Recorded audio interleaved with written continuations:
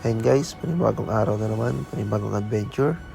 At ngayon pupunta tayo sa isang park na bibisitahin natin. Simula ngayon start tayo magbisita ng mga park, tapos i-video natin. Tignan natin kung ano yung mga magandang picturean doon. At syempre, may bago tayo ngayon, no? So sa bawat video natin magkakaroon tayo ng words of encouragement.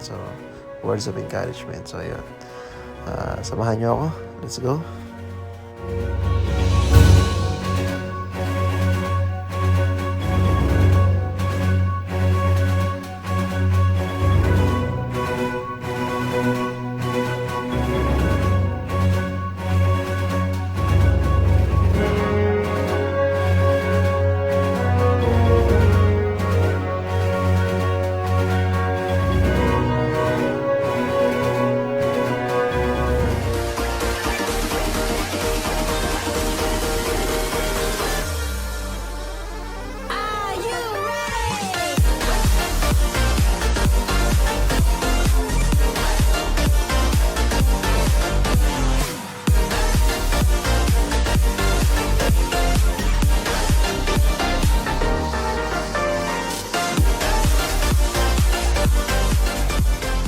And guys, bago tayo magpatuloy at magpunta doon sa isa pang park na pupuntahan natin, gusto ko lang sana mag-share sa inyo ng some encouragement.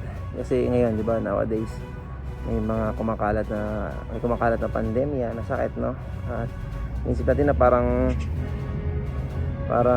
pinabayaan tayo ng Lord, parang hindi natin kaya yung mga nangyayari, parang sa simpleng sakit lang na yun, no? Parang maraming naapektuhan at maraming tao na rin hindi na rin nagtitiwala sa Panginoon. Pero kung alam nyo, kung mahilig kayo sa mga Christian music o Christian worship song, siguro na alam nyo yung kantang You Are My Hiding Place, no? So the writer, no, yung writer ng song na yun, sabi niya yung Lord daw yung kanyang hiding place. Actually, yung verse na yun o yung song na yun, ang pinaka foundation is in Psalms chapter 30.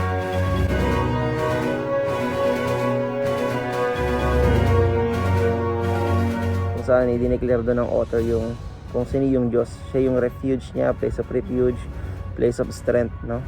So tayo bilang mga tao, hindi natin mararanasan yung tunay na pagkalingan ng Panginoon kung malayo tayo sa Kanya, no? O siguro na mayroong mga pagpapala pa rin yung Panginoon na binibigay sa atin, pero iba pa rin yung pagpapala na ibinibigay ng Panginoon kung konektado tayo sa Kanya, no?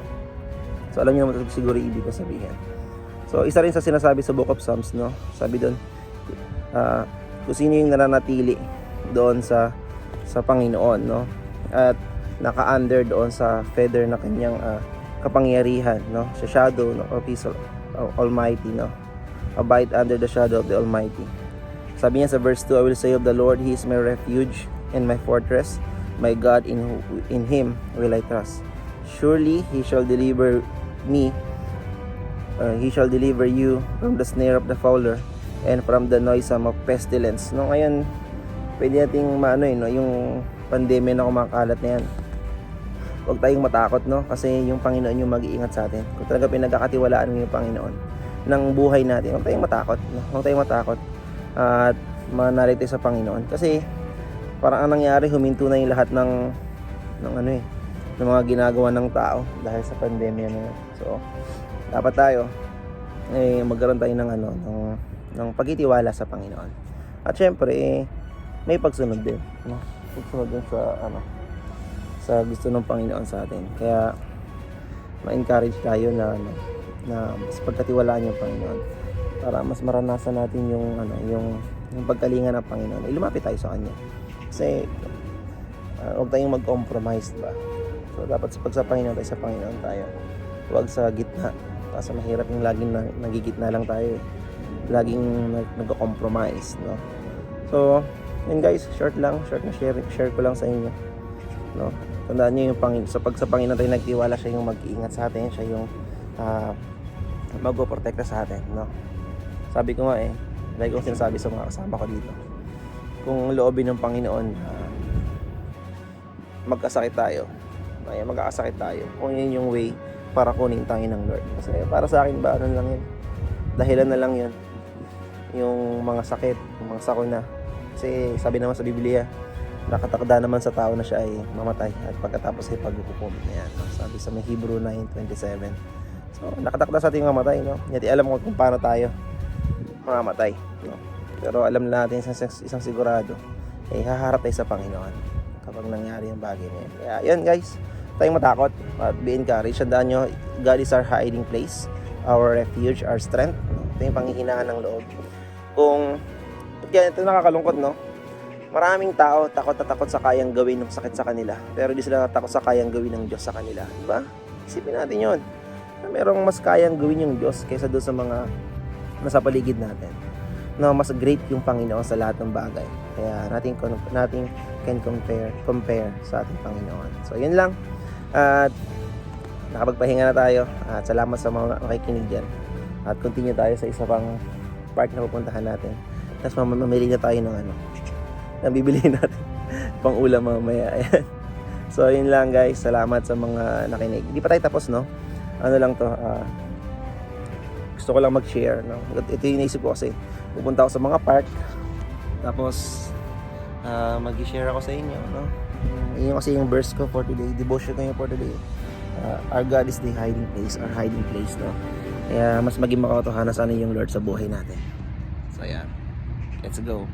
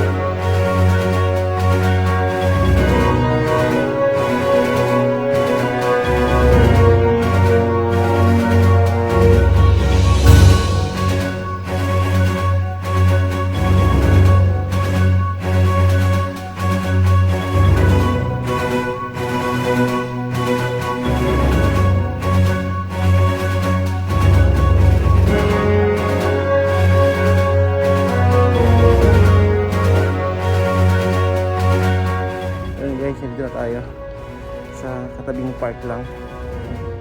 Pinuntahan ko kanina. So ikot-ikot tayo dito. Ay, may nagpo-photoshoot ng wedding. Anong tawag dyan? Ay hindi, kami kasama yung family pictorial yan. Na tayo. Ang ganda guys.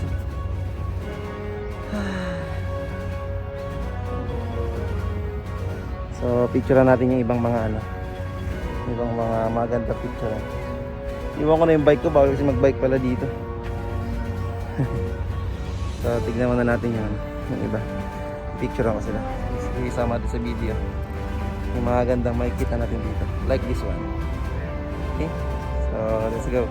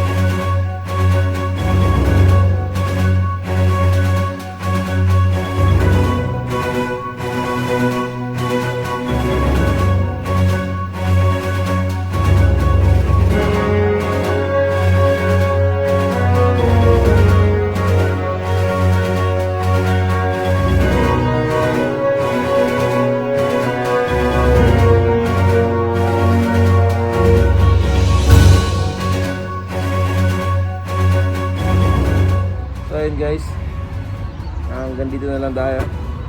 Pupunta na ako sa palengke. Yun na lang siguro yung i-video ko yung pagpunta, pero di na tayo mag-i-video sa loob nun kasi baka ayoko din, nahihiya ako doon. So yan, babay na sa inyo, babay na kay Giant, at kami ay go na. So kami hapon na rin, mamaya mahirap na mamili kasi marami ng tao. So yan, hanggang sa susunod na videos natin, at more on encouragement po tayo, and si Lord lang yung ating kalakasan, ang ating fortress, no? So yun, God bless po sa ating lahat, ingat po kayo hanggang sa muli mga ka-adventure.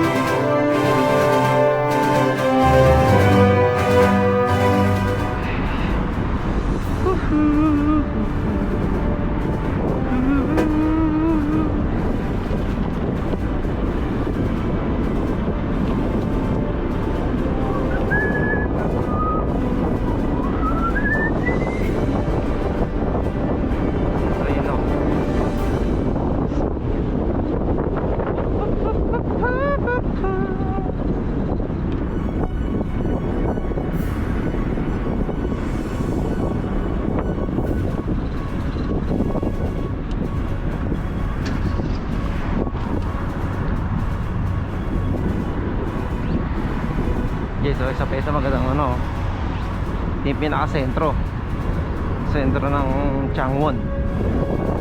Ayan o, may statue rin nakikita nyo. Ba't nakikita nyo?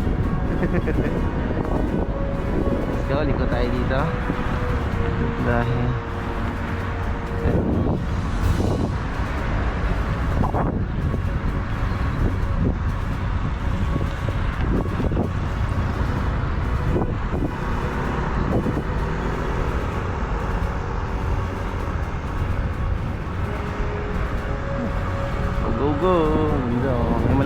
malaking circle ng rotonda.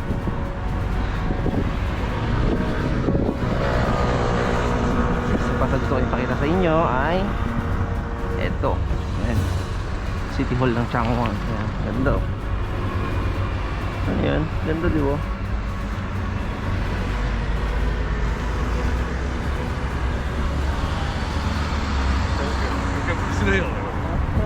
Kaya no, pero kita yakin dyan. So dyan tayo pupunta, kaya tara na.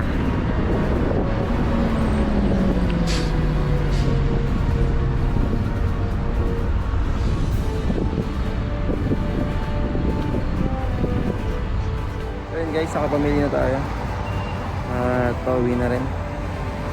So pumunta tayo ng seaweeds, ng noodles, paborito ng bayan, tsaka ng chicken. So ayan, ngayon tayo. See you next time. God bless.